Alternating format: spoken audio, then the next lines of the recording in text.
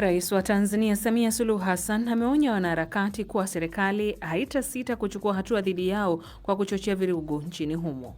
Nataka nitumie pia fursa hii kuwaonya wale wote wanaojiita wanaharakati ili wapate kutambulika duniani, lakini kiuhalisia matendo yao ni ya kigaidi. Chama cha Mapinduzi CCM na ACT Wazalendo Zanzibar vimetia saini maridhiano ya kisiasa, ACT Wazalendo kikisema kimechukua uamuzi huo kwa maslahi ya wananchi. Chama chetu cha ACT Wazalendo kinawaahidi wananchi wa Zanzibar kwamba tutatanguliza siku zote maslahi ya nchi na wananchi. Marekani na Iran zimeendelea kushambuliana katika kanda ya Mashariki ya Kati, huku umati mkubwa wa watu ukijitokeza katika mazishi yalikuwa kiongozi mkuu wa Iran. Na leo ni miaka 15 tangu taifa changa zaidi duniani Sudan Kusini kujinyakulia uhuru. Tunaona mafanikio, kuna vitu vinabadilika, maisha ya watu. Tunaona tuko na nchi yetu, inakufunza kwamba lazima kuwa mtu responsible, ya kwamba mko na nchi sahihi. Kuna ile furaha tu ya kujua niko na nchi yangu. Uwanjani Morocco kushuka dimbani dhidi ya Ufaransa katika robo fainali ya kwanza ya michuano ya kombe la dunia, na shirikisho la soka duniani FIFA la tetea waamuzi wake katika mechi ya 16 bora kati ya Misri na Argentina. Kwa mengi zaidi ni hapo baadaye katika makala ya spoti, nami Shuaib Ibrahima.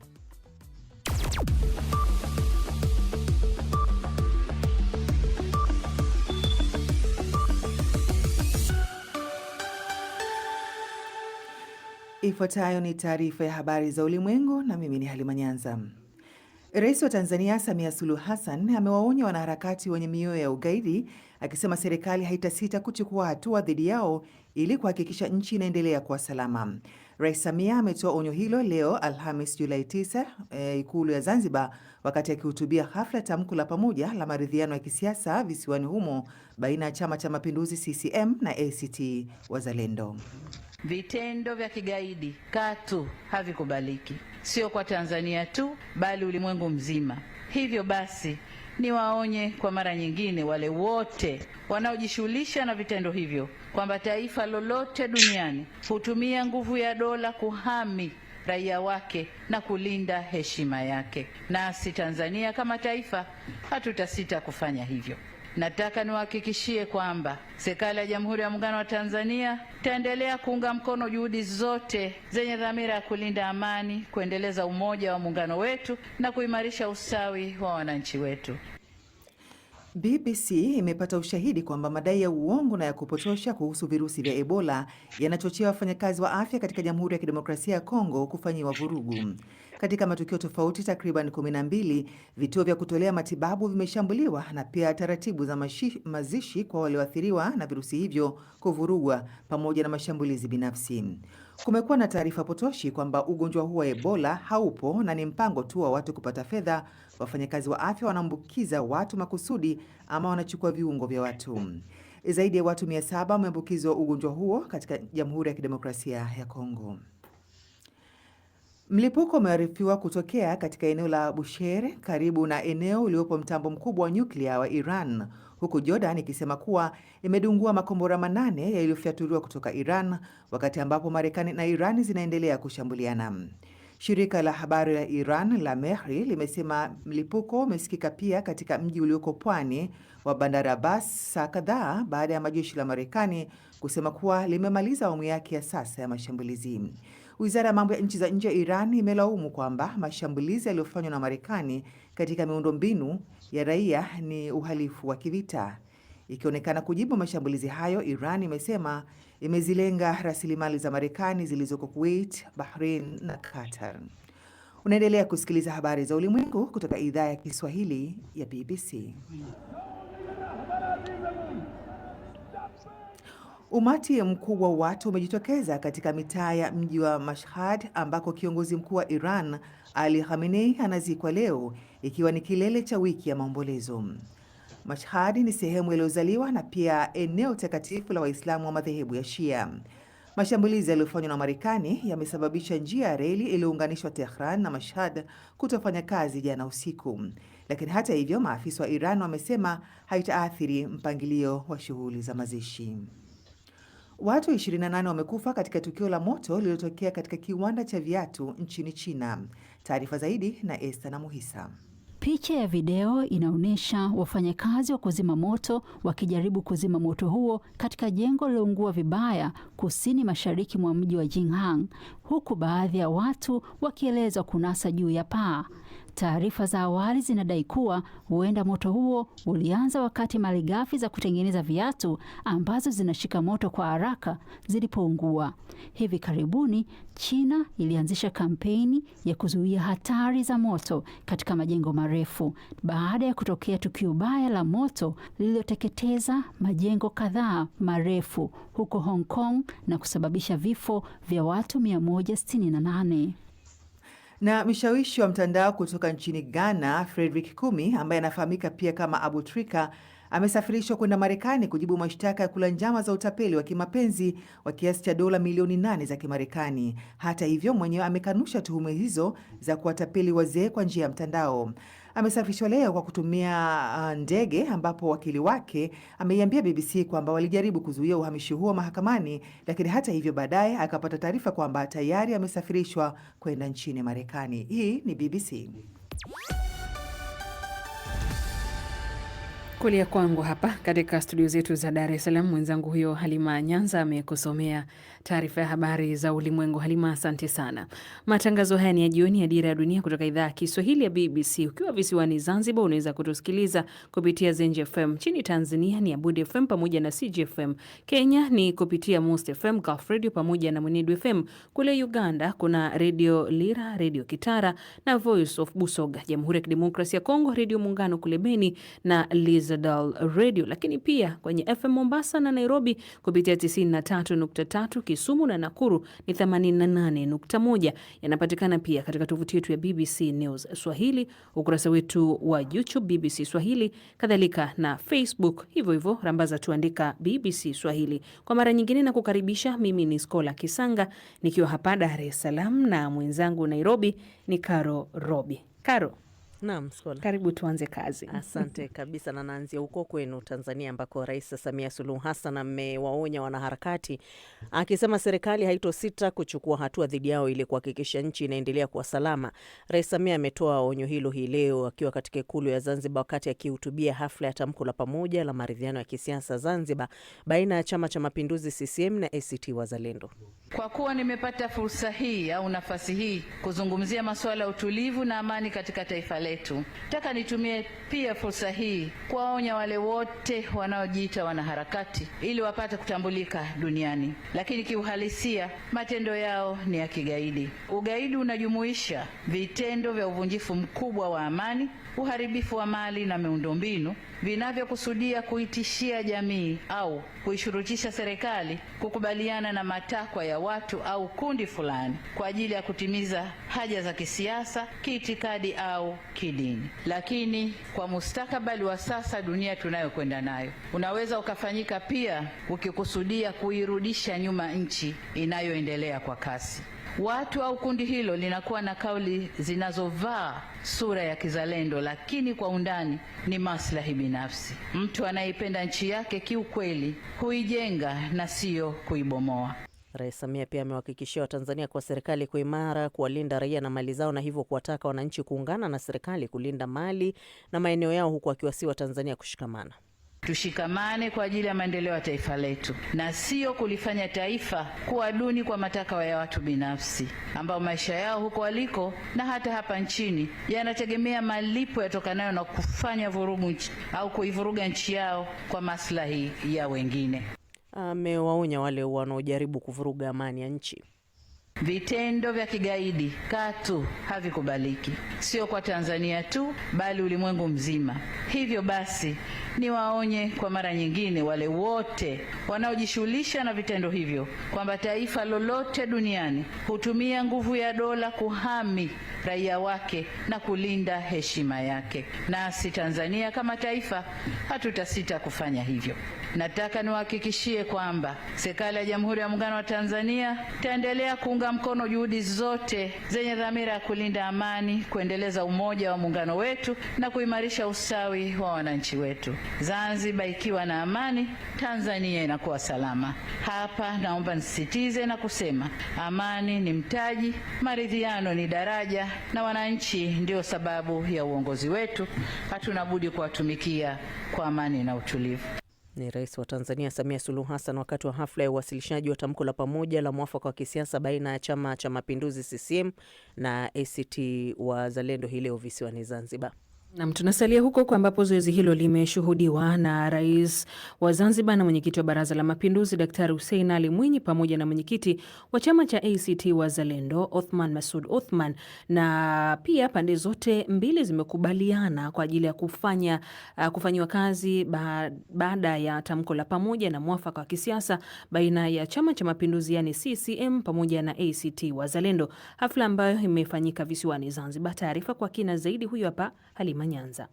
Naomba nimkaribishe Mheshimiwa Othman Masoud Othman, mwenyekiti wa ACT Wazalendo Taifa, asogee katika eneo la utiaji saini kushuhudia hatua hii kwa upande wa ACT Wazalendo. Kwa heshima na taadhima, naomba nimkaribishe Mheshimiwa Rais wa Zanzibar na mwenyekiti wa Baraza la Mapinduzi, Mheshimiwa Dr. Hussein Ali Mwinyi. Ndivyo mambo yalivyokuwa kwa viongozi wawili kutoka chama tawala CCM Chama cha Mapinduzi na chama kikuu cha upinzani visiwani Zanzibar ACT Wazalendo katika harakati za pamoja kufikia mwafaka wa kisiasa, huku wanachama wa vyama hivyo na wananchi nao pia pamoja na wageni mbalimbali wakishuhudia utiaji saini agenda zilizokubaliwa na pande zote mbili kwa ajili ya kufanyiwa kazi baada ya tamko la pamoja la mwafaka wa kisiasa baina ya vyama hivyo viwili. Naomba sasa tuje mbele ya meza, tukae kwa pamoja karibu na tunyanyue hati zetu hizo tulizoweka sahihi.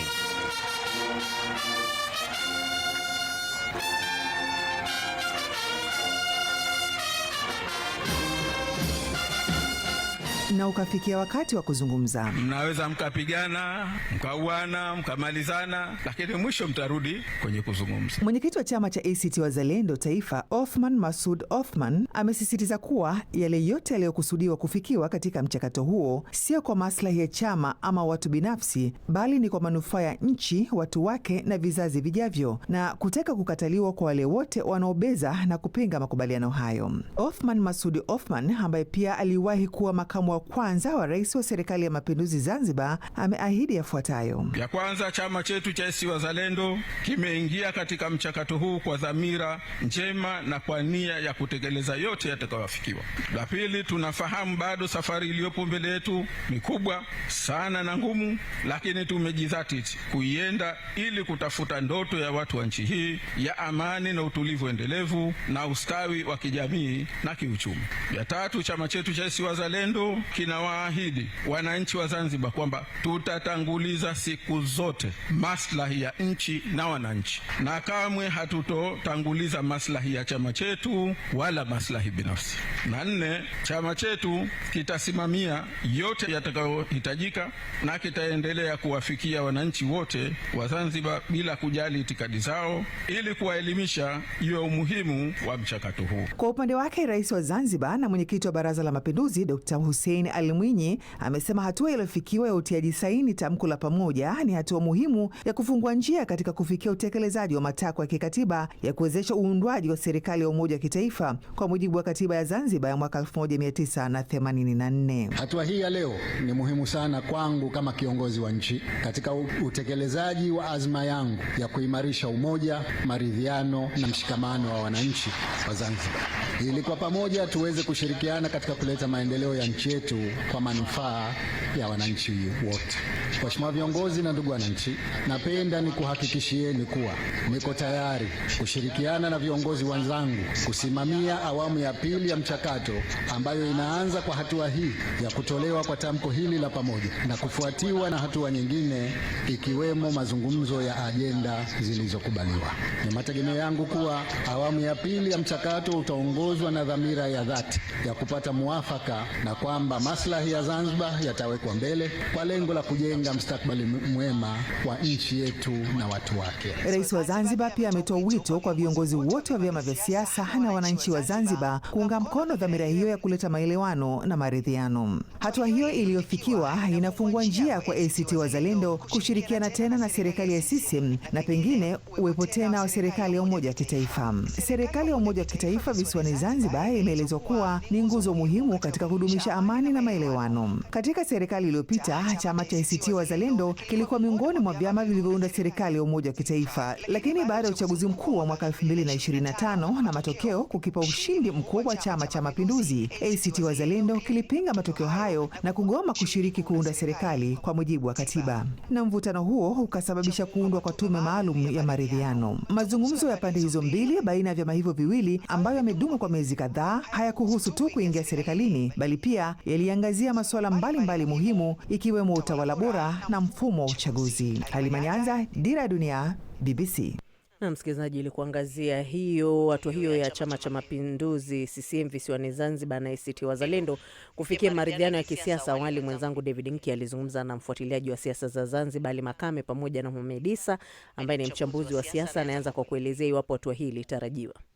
Hatua ilitarajiwa hii kwa sababu si mara ya kwanza kuwa na mapatano baina ya vyama vya upinzani na Chama cha Mapinduzi kule visiwani. Kwa mara ya kwanza ilikuwa mwaka wa 1995 mara tu baada ya uchaguzi wa kwanza wa vyama vingi.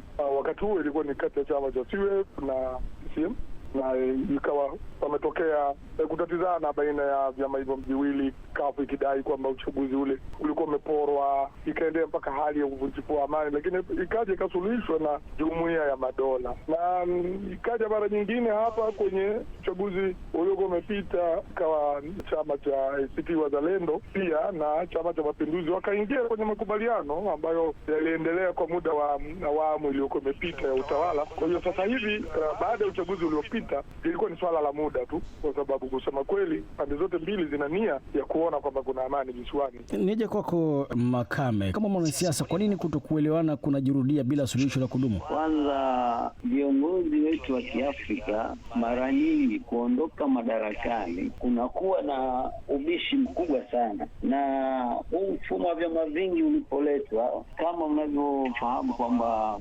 Tanzania waliokubali mara baada ya kufuatilia kwamba tume ile ikasema katika tume ya Bwana Mheshimiwa Nyalali kwamba waliokubali walikuwa ni 20% na waliokataa ilikuwa karibu 80%. Watu walikuwa hawajakubali kuingia katika mfumo wa vyama vingi, lakini hata serikali wenyewe ilikuwa haijakuwa tayari kuingia katika mfumo wa vyama vingi, na mpaka sasa hivi naweza nikasema haijakuwa tayari, kwa sababu Zanzibar kusaini matukio kama haya kabla ya kuja kwenye muafaka ni zaidi ya mara 3 au 4, kwa sababu kafu alisaini mara 2, alafu yake mara ya 3 ndio ikawa muafaka, na hayo yalikuja baada ya maandamano yaliyosababisha mauaji na kuzalisha wakimbizi mwaka 2001. Lakini jambo ambalo kwa njia moja ama nyingine kwamba serikali imekubali mfumo wa vyama vingi, lakini matendo yake hayaonekani kwamba wamekubali, kwa sababu baadhi ya sheria ambazo kwa zilipitishwa ili kuingia katika mfumo wa vyama vingi, namna kupiga kura, kwa mfano kwamba unaweza ukashukia mtu lazima akae sehemu miaka 3. Kwa hivyo unashukia kwamba kwanza kunakuwa na wimbi kubwa la watu ambao kwa wanastahili kupiga kura hawapati nafasi hiyo kutokana na sheria zilizowekwa, au anaweza kupata kupiga kura sehemu moja tu upande wa muungano, lakini Zanzibar akaambia kwa sababu wewe umekaa katika jimbo hujatimiza miaka 3, kwa hiyo huwezi ukapiga kura ya rais wa Zanzibar wala huwezi ukapiga kura ya mwakilishi wa Zanzibar. Nirejee kwako Mohamed Isa, umemsikia vizuri Makame hapo.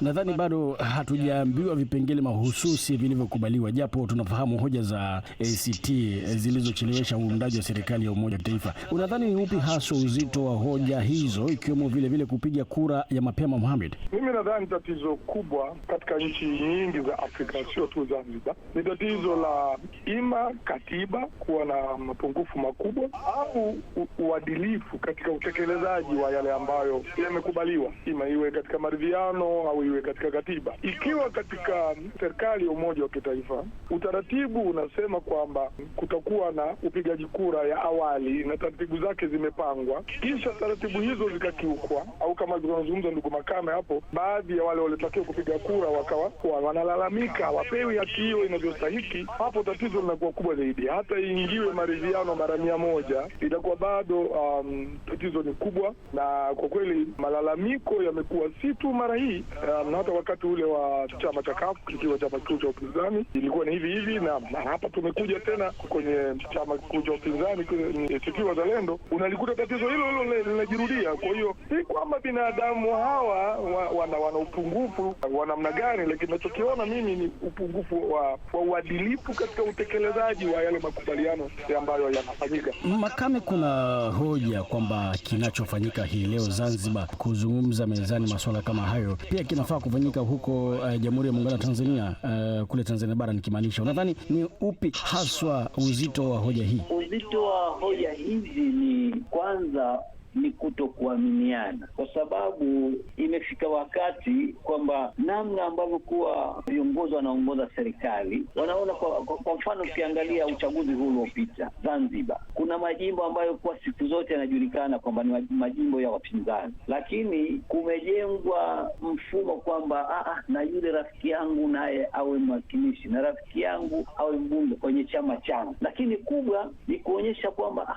sasa imekuwa kama kunakuwa na tabaka fulani kwamba hili ndio linalostahiki kuhakikisha kwamba kuweko ndani ya serikali. Lakini kutokana na mazingira yalivyo na hatua ambazo kwa zimeanza kujitokeza, sio Zanzibar tu, hata Tanzania bara, ili kuweza kulinda umoja tulionao, ili kuhakikisha kwamba hatuingii katika machafuko ya wenyewe kwa wenyewe, kuna haja Tanzania bara kukawa na serikali ya pamoja, lakini na Zanzibar kukawa na serikali ya umoja ya kiukweli, sio ambayo kuwa ya kubabaisha.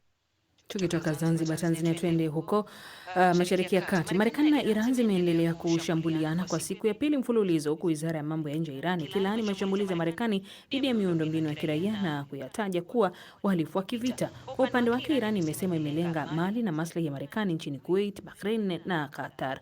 Elizabeth Kazibura anaarifu zaidi. Jeshi la Marekani limesema limekamilisha wimbi jipya la mashambulizi ya anga nchini Iran, likidai kuwa lilishambulia maeneo 90 ya kijeshi, baadhi yake yakiwa karibu na mlango bahari wa Hormuz. Mashambulizi hayo yamesababisha kukatika kwa umeme katika baadhi ya maeneo ya Iran, hususan kaskazini mwa nchi hiyo ambako daraja la reli pia limeripotiwa kuharibiwa vibaya. Kwa upande wake, Iran imesema jeshi lake limejibu mashambulizi hayo kwa kulenga rasilimali za Marekani katika baadhi ya nchi jirani. Wizara ya mambo ya nje ya Iran imeyaelezea mashambulizi ya Marekani kuwa ni uhalifu mkubwa wa kivita, ikidai kuwa yalilenga pia miundombinu ya raia ikiwemo madaraja na reli. Katika taarifa yake, wizara hiyo imeishutumu serikali ya Marekani kwa kuendesha mashambulizi yaliyoharibu miundombinu inayounganisha Tehran na mji wa Mashhad ambako aliyekuwa kiongozi mkuu wa Iran Ali Khamenei anatarajiwa kuzikwa baadaye hii leo. Nchi za Ghuba pia zimeripoti mashambulizi ya Iran kufuatia operesheni za Marekani. Milipuko imesikika katika mji mkuu wa Bahrain, Manama, huku Kuwait ikisema imefanikiwa kudungua makombora na ndege zisizo na rubani, na Qatar ikitoa tahadhari ya kiusalama. Jeshi la walinzi wa mapinduzi ya Kiislamu nchini Iran, IRGC, limethibitisha kuwa lilifanya mashambulizi ya kulipiza kisasi dhidi ya kambi za kijeshi za Marekani nchini Kuwait na Bahrain, ikiyataja kuwa ni awamu ya kwanza ya hatua za kujibu Marekani. Spika wa bunge la Iran, Mohammad Bagher Ghalibaf, amesema kupitia mtandao wa X kwamba Marekani bado haijajifunza kuwa vitisho na kuvunja makubaliano vina gharama. Kwa upande mwingine, ni kama imetia pamba masikioni. Kamati kuu ya jeshi la Marekani, CENTCOM, imesema mashambulizi hayo yalilenga kudhoofisha uwezo wa Iran kushambulia meli za kibiashara na mabaharia katika mlango bahari wa Hormuz. Marekani imedai kuwa iliharibu mifumo ya ulinzi wa anga pamoja na miundombinu ya usafirishaji wa vifaa vya kijeshi katika ukanda wa pwani wa Iran. Rais Trump ameeleza namna vikosi vyake vinavyofanya kazi kwa sasa. We just hit them very hard. Tuliwashambulia kwa nguvu kubwa sana, na ningesema tuliwazidi kwa uwiano wa mara 20 kwa moja. Kila wanaposhambulia mara moja, sisi tuliwajibu kwa mashambulizi makubwa zaidi mara 20.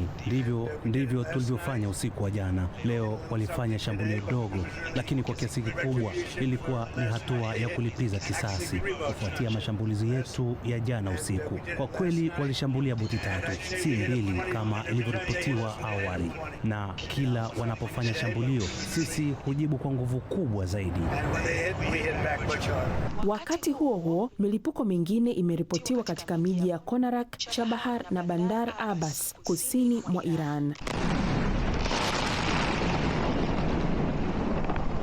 Vyombo vya habari vya serikali ya Iran vimeripoti pia mashambulizi katika bandari za Sirik na Jask pamoja na kisiwa cha Abu Musa, eneo ambalo limekuwa na mgogoro wa muda mrefu wa umiliki kati ya Iran na Falme za Kiarabu. Mifumo ya ulinzi wa anga imewashwa katika eneo la Bandar Abbas, huku ukubwa wa uharibifu uliosababishwa na mashambulizi ya Marekani ukiendelea kutathminiwa. Vyombo vya habari vya Iran pia vimeripoti kukatika kwa umeme mjini Chabahar na moto katika kambi moja ya jeshi la walinzi wa mapinduzi mjini Bushehr. Shirika la habari la wanafunzi wa Iran limeripoti kuwa njia 2 kati ya 3 za usambazaji wa umeme zilizokuwa zimekatika katika mji wa Chabahar zimerejeshwa kwa haraka, huku njia ya 3 ikitarajiwa kuanza kufanya kazi hivi karibuni. Wizara ya afya nchini Iran imesema watu 14 wamefariki dunia katika mapigano ya hivi karibuni, huku wengine 78 wakijeruhiwa kufuatia mashambulizi yaliyolenga majimbo 5 kati ya tarehe 8 na 9 Julai mwaka huu. Kati ya waliojeruhiwa, 47 bado wanapatiwa matibabu hospitalini. Na umati mkubwa wa watu umefurika katika mitaa ya mji wa Mashhad wakisubiri mazishi ya kiongozi mkuu wa zamani wa Iran Ayatollah Ali Khamenei. Mazishi hayo yanahitimisha wiki nzima ya maandamano ama ya maombolezo na misafara ya kuuaga mwili wake. Nastia Mohamed na maelezo zaidi. Ni mazishi ya kiongozi mkuu aliyeuawa Ayatollah Ali Khamenei katika eneo takatifu zaidi nchini humo. Mazishi hayo yanafanyika katika mji wa Mashhad, kaskazini mashariki mwa Iran, baada ya wiki moja ya misafara mikubwa ya mazishi, mikusanyiko na shughuli za maombolezo. Mazishi hayo yanafanyika huku mwanawe na mrithi wake Mojtaba Khamenei akiendelea kutoonekana hadharani baada ya kujeruhiwa vibaya katika shambulio lililomuua baba yake. Matukio hayo yamekwenda sambamba na kuzuka upya kwa mapigano kati ya Iran na Marekani kufuatia kipindi cha wiki kadhaa cha usitishaji mapigano. Mwili wa Khamenei ulisafirishwa polepole kwa lori kupitia mitaa iliyofurika watu ya Mashhad kuelekea kwenye madhabahu ya Imam Reza. Lori hilo lilisindikizwa na viongozi wa dini waliokuwa wakitembea pande zote mbili. Waombolezaji walivalia mavazi meusi walifuata kwa karibu nyuma ya lori hilo wakipeperusha bendera za Iran, picha za marehemu Khamenei na mabango mekundu yenye kauli mbiu za mapinduzi ya Kiislamu. Mazishi hayo kuwa kilele cha wiki moja ya shughuli za mazishi nchini Iran na Iraq, ambapo viongozi wa kidini wa Jamhuri ya Kiislamu wamekuwa wakihamasisha umati mkubwa kushiriki katika jitihada za kuonyesha nguvu. Hata hivyo, licha ya Iran kuhimili mashambulizi ya miezi kadhaa kutoka kwa mahasimu wao Marekani na Israel, nchi hiyo bado inakabiliwa na changamoto kubwa za ndani. Aidha, urithi wa utawala wa miaka 37 wa Khamenei unaendelea kuzua mjadala mkali na mgawanyiko miongoni mwa Wairani. Mojtaba Khamenei, ambaye alitangazwa kuwa kiongozi mkuu wa baraza la viongozi wa kidini wiki moja baada ya kifo cha babake, bado ni kitandawili kwa Wairani, kwani hajaonekana hadharani tangu vita vilipoanza kwa shambulio lililomuua Ali Khamenei mnamo Februari 28. Ingawa amekuwa akitoa taarifa zilizoandikwa, hakuna picha, video wala rekodi ya sauti yake ambayo imetolewa hadharani. Nasteha Mohamed, Dira ya Dunia, BBC. Mwalimu Rangi Gigiri Mresa wa Dar es Salaam, Tanzania, anasema Marekani na Iran, mbona mnatuchanganya alafu mnabadilika kama rangi za kinyonga? Hebu vimalizeni vita vyenu, muache sifa.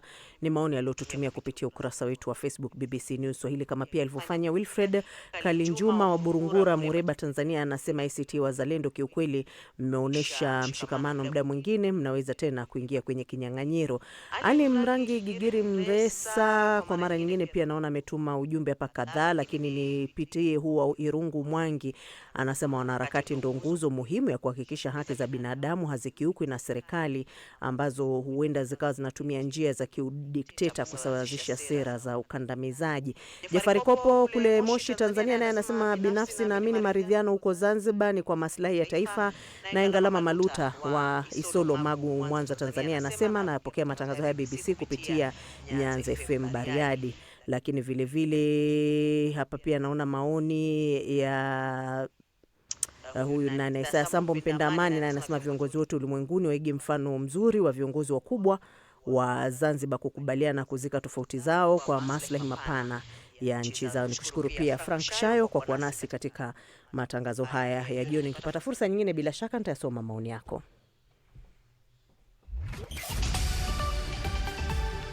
Na tayari imetimia saa 1 kamili jioni Afrika Mashariki, saa 12 kamili jioni Afrika ya Kati na baadhi ya maeneo ya maziwa makuu. Matangazo ya Dira ya Dunia, na hapa ni idhaa ya Kiswahili ya BBC. Habari kuu ni pamoja na Rais wa Tanzania Samia Suluhu Hassan awaonya wanaharakati kwamba serikali haitasita kuchukua hatua dhidi yao kwa kuchochea vurugu nchini humo, huku Chama cha Mapinduzi CCM pamoja na ACT Wazalendo visiwani Zanzibar vimetia saini maridhiano ya kisiasa. Marekani na Iran zimeendelea kushambuliana katika ukanda wa Mashariki ya Kati, huku umati mkubwa wa watu wakijitokeza katika mazishi yaliyekuwa kiongozi mkuu wa Iran Ayatollah Ali Khamenei. Na leo ni miaka 15 tangu taifa changa zaidi duniani, yani Sudan Kusini, kujinyakulia uhuru wake. Hii ni BBC.